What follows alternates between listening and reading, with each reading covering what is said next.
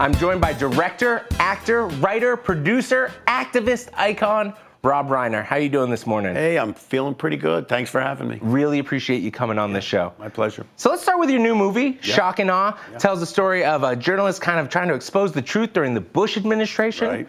Why was it important to you to tell that story now? Well, it's interesting. I wanted to tell the story back in 2003. I mean, when we were starting this march towards Iraq, which to me was the worst foreign policy decision in my lifetime, I realized that I was of draft age during the Vietnam War, and I couldn't believe that twice in my lifetime we'd see us go to war based on a lie. So I wanted to tell the story then. I thought maybe I'd do it as a satire, like a Dr. Strangelove kind of thing, and it just couldn't get a script. Tried again with a dramatic take, it didn't work. And then I saw this documentary by Bill Moyers, who was the press secretary for Lyndon Johnson, and he had these 4 journalists from Knight Ridder who basically got it all right. They got from the get-go. From the get-go. While the New York Times and other places were getting it wrong. Right. And I said, this is the way in. Tell the story of these guys and why, how did they get it right, and why didn't they break through, and how important it is for a free and independent press to get the truth out to the American people. And now we're in that place where it is even more critical than at that point. Absolutely. You brought up the Vietnam War. What are the comparisons there? Well, I mean, during the way in which we got into the Vietnam War was the famous Gulf of Tonkin resolution, in which we were told that our ship was attacked in the Gulf of Tonkin, and therefore we had to respond and we had to go in and push back the North Vietnamese. But it turned out not to be exactly the way they said it. But at the time, there was a fervor in this country about anti-communism, about the domino theory, that the communists were going to take over the world, and people were motivated by that. During the Iraq War, we were wrapped up in patriotism. We had just been attacked at 9/11. There was a trauma in this country, and the mainstream media basically drunk the Kool-Aid. Yeah, and they bang the drum. They bang the drum. Yeah. Why is it important to you? You mentioned kind of the times we're in now to tell the stories of journalists and journalists that are really trying to go against the grain. Because right now, the headwinds for honest journalism are more steep than they've ever been. I mean, they're more forceful than they've ever been. We have, for the first time in American history, there's always been left and right. We've always had those arguments. There's always been a divide. But this is the first time where a United States president is essentially backed up by state-run media, between Fox and Breitbart and Sinclair. And I read today where Steve Bannon and O'Reilly are starting another big news outlet. It's a battle for the truth rather than a battle for ideas about policy. You've got the other mainstream media who is working very hard now to get the truth out. But then the question is, what is the truth? If 40% of the country is getting fed only a certain amount of their lies, and they're getting basically cemented in their thinking, how does the mainstream media, who is trafficking in truth or trying to get to the truth, break through? And I think that's more it's more paramount now than ever before. And let me ask you, what would you say to those viewers who are watching, as you put it, state-run media, viewers of Fox News who say, no, this is the truth? What would you want to say to them? Well, the point is, I can't say anything to them because they are cemented in their ideas, and I'm, a Hollywood libtard to them.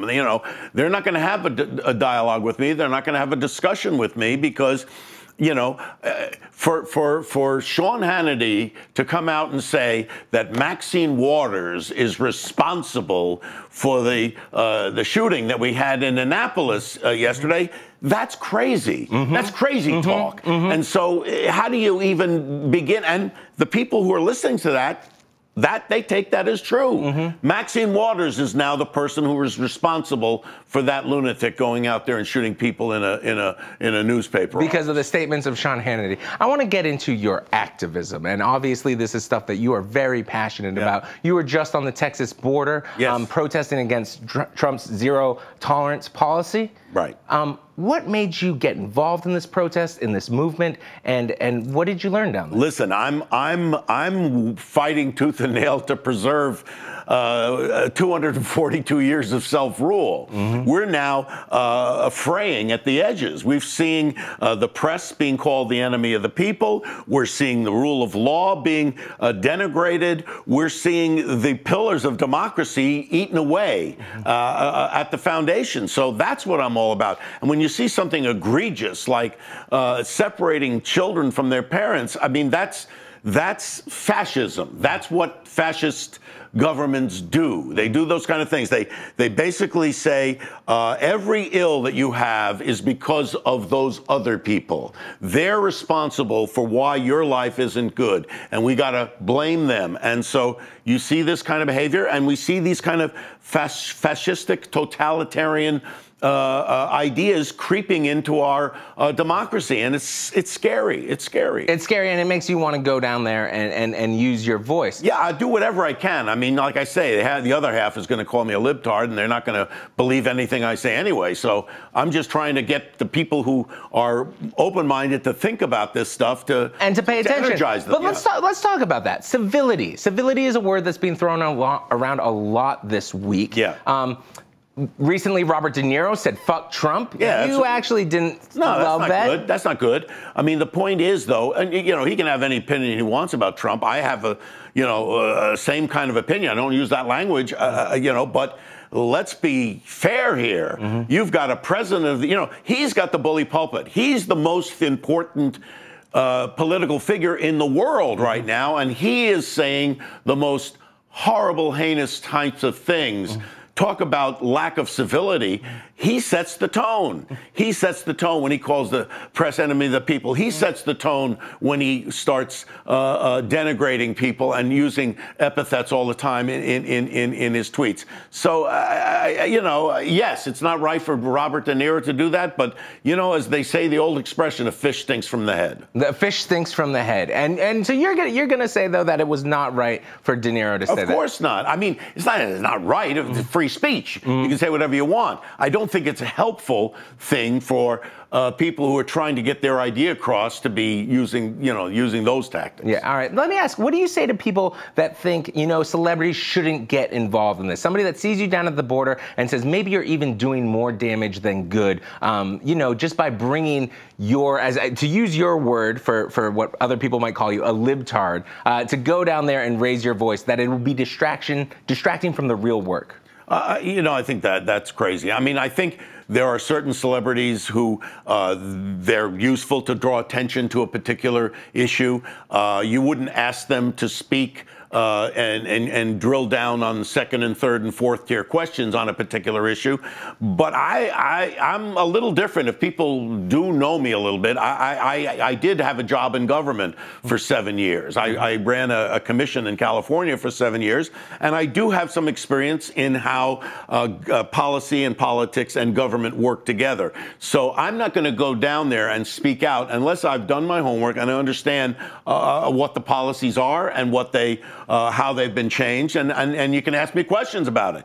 Then I become a citizen who, can shed some light on a particular issue. You're like, Rob Reiner has done his homework. Well, I wouldn't go out there and speak out against something unless I have at least a little bit of information, unlike President of the United States. I mean, the guy doesn't do his homework. He doesn't read. He doesn't understand how the Constitution works. He doesn't understand how American democracy works. And he just does things that ultimately are going to aggrandize him and somehow make him richer or whatever. And I don't think he's thinking about the impacts. He's talking about pulling out of the World Trade Organization.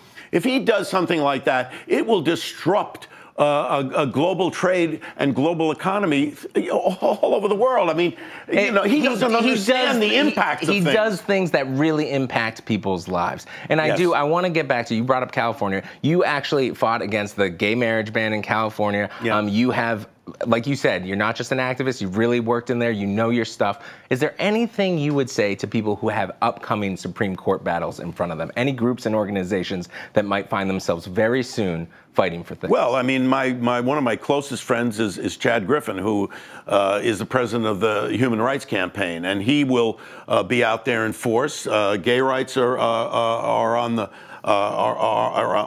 right out there, and you've got women's rights, and Roe is definitely under attack. And you have workers' rights, and you have civil rights, you have all those things. But I would say we have to push back in a big way. But the most important thing is we have a president right now who's under investigation for possibly money laundering, obstruction of justice, and conspiring with a foreign enemy to undermine democracy.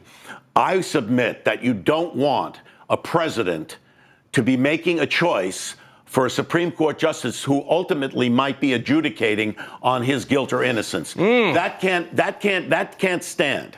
All right, I think those are strong words. I want to ask you one last question before I let you go. We have a president right now, came up in the 80s and 90s, all right? And that is some of your hits, some of your directing hits. Before I let you go, is there a movie or a character from your canon who you think best encapsulates the moment we're in right now? Archie Bunker. I mean, come on. The man is from Queens. He's a racist. And he would have voted for Trump if he was around today. So, and there it is. We're going to leave it with that. Rob Reiner, thank you so much for joining us this morning. Shock and Awe is in theaters July 13th. You don't want to miss it. Stick around. We're going live from the district next. Thank you so much.